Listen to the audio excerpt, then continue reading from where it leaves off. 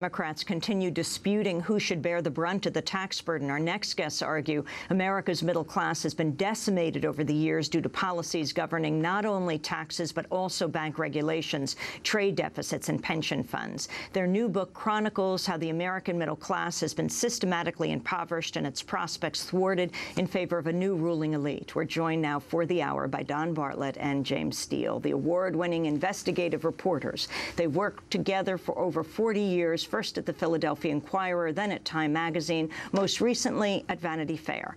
They've also written 7 books. Their first book, America, What Went Wrong, was a New York Times bestseller. They share 2 Pulitzer Prizes, 2 National Magazine Awards. Their new book is called The Betrayal of the American Dream. Jim Steele, Don Bartlett, we welcome you both to Democracy Now! Start off by laying out your thesis, Don. Start off by talking about the betrayal of the American dream. It really goes back to when we did America, What Went Wrong, which was in '91. And at that time, people were upset around the country. They knew something was happening, but they didn't know what. And what made that book so successful was that we pulled everything together in terms of pensions and pay and union membership and just everything economics. And you could see that there was a systematic attack going on in the middle class.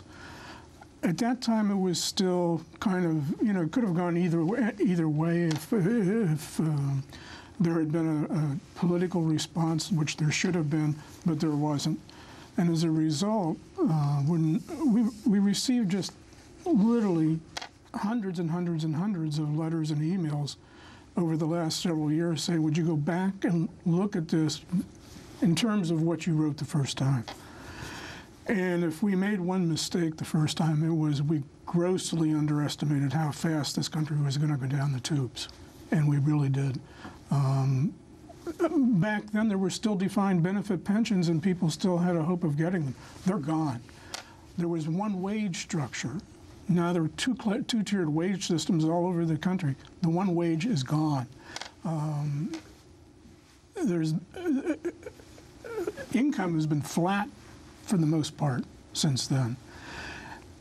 You go down the list, and everything has gotten incredibly worse than it was then. And one of the arguments that was raised by critics back then was because that series ran right at the tail end of one of the recessions.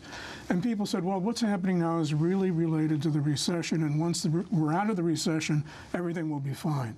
And we made the point this was not true, that what was happening was totally unrelated to the recession. It was a result of structural defects in the American economy, and it was going to continue unless they were dealt with. Well, they weren't dealt with, and now everything is, you couldn't even go back now to the 2000 level and give people what they had then. It would be impossible, given the attitudes in Congress, the hardening lines in Washington.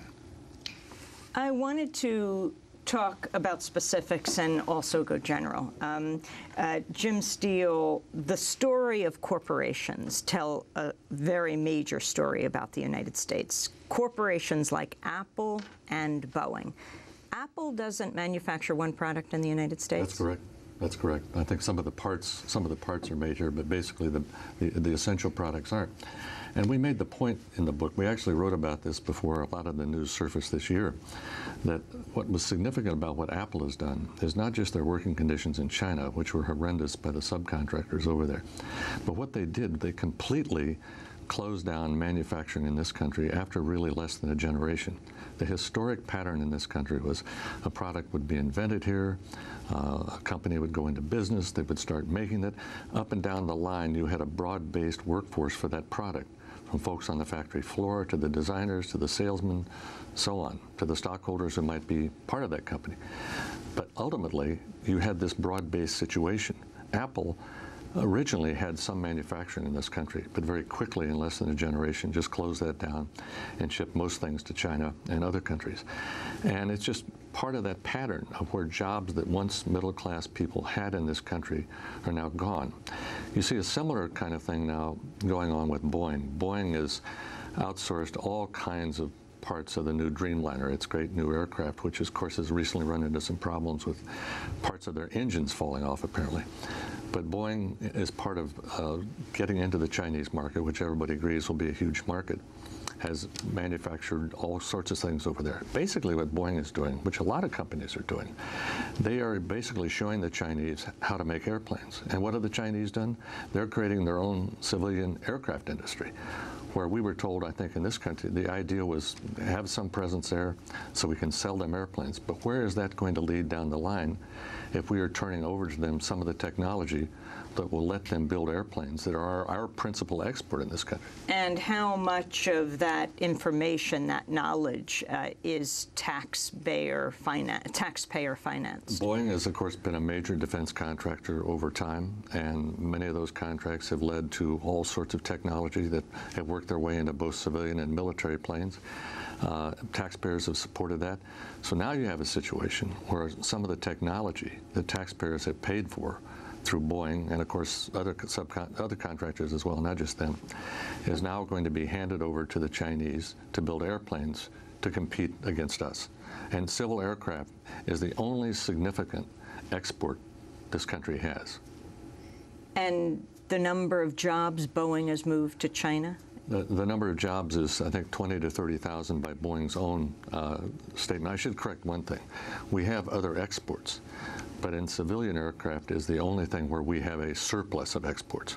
We export a lot of things, but in most of those products, like auto parts and things of that sort, the imports vastly overwhelm our exports. Back on Apple, earlier this year, Democracy Now! Spoke to Charles Duhigg, a staff reporter for the New York Times. I asked him about President Obama's meeting with the late Steve Jobs of Apple in February of 2011 to see what it would take to make iPhones in the United States. This is what Charles Duhigg said. One of the things that President Obama asked was, is it ever possible to bring back those jobs to the United States, to make iPhones in the U.S.? And what Steve Jobs said was, I think accurately, those jobs are never coming back. And the reason why isn't just because workers are cheaper in China, although they are cheaper in China. It's because China has established a huge competitive advantage over the U.S. There's supply chains that exist in China and Asia now, which the U.S. simply can't replicate. I also asked the New York Times reporter Charles Duhigg about the human costs of Apple products for workers in China. What Apple says, and you have to take Apple at their word because they're a major corporation, they usually don't lie about stuff like this, is that they say every single time they find a violation inside a supplier, that they mandate that a change is made and a management system is put in place in order to prevent that from occurring again. The difficulty is when you look at the aggregate statistics that Apple publishes every year, we see the same violations occurring again and again and again. New York Times reporter Charles Duhigg about the human costs of Apple products. James Steele. I think he's right that these Apple products are not going to be coming back here. But the issue isn't that they'd be coming back here. The issue is what happened to let them go over there to begin with. And I think the point could easily have been made, Apple could still certainly have kept some manufacturing in this country. Doesn't mean you couldn't also have some manufacturing elsewhere. Nobody said that. But the point is they made a conscious decision to go over there. And the reason a lot of companies do that, it's not just the cheap labor. The Chinese have a system in place that subsidizes companies, land, low-interest loans, a whole range of things, the kinds of things that a company in this country cannot compete with. So it goes way beyond the labor. We talk about free trade in this country, but other countries don't really practice free trade. And China is a perfect example of that. I mean, how is a company over here expected to compete with a company that has that kind of support that can then bring its product back here duty-free? I mean, it's almost impossible. And this is true of dozens of products, not just computers and iPhones. Why couldn't Apple build factories here now? Well, I mean, they could if they wanted to, but I'm just saying it's just not going to happen because they don't want to. And the problem was... But consumers can also make a statement. Absolutely. And make demands. And make demands, exactly. And maybe enough heat will be exerted on them. And we got so much mail after our piece on Apple last year. People who thought Apple products were more expensive because they were built in this country. That was one of the most common themes we heard from people. And people were astonished to find out, no, they're not. And yet they still cost you more than things that might be made here. Don Bartlett. Well, the only thing to add to that is if you need to put controls on corporations. Somewhere along the line, we've reached this point where there can be no, no tariffs, nothing on corporations. They are free to do whatever they want. And look no further than fracking everywhere, but especially in Pennsylvania, where we're both from. I mean, you grew up in Pennsylvania, you remember what it was like. Oh, well, I do, I'm a lot older than Jim. You would out of the house in the morning, it was covered with orange dust from the blast furnaces. That was a way of life. Was that healthy? No. Should it have been allowed? No. But now that kind of behavior is tolerated. Not only tolerated, encouraged, because nothing is done to prevent it. I mean, you have all of this talk on the far right about the regulations that are stifling creativity and all this. That's utter and complete nonsense when it's put in historical terms.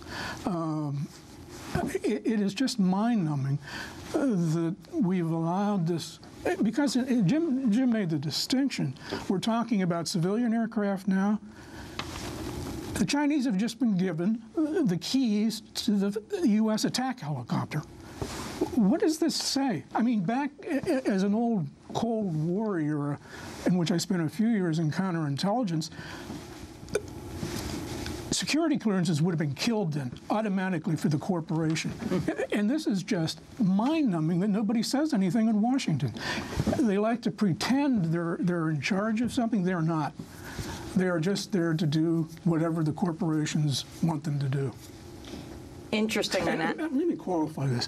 This is my mistake more often than not. I say corporations. We need to distinguish between global corporations and domestic corporations, which truly are being screwed in Washington. The domestic companies, who are the ones that employ the people in this country, have really taken it in the ear, and only because Washington it gives a free pass to the international, the global corporations. And Jim Steele, the statement on Apple products, designed by Apple in California. Right, but manufactured elsewhere.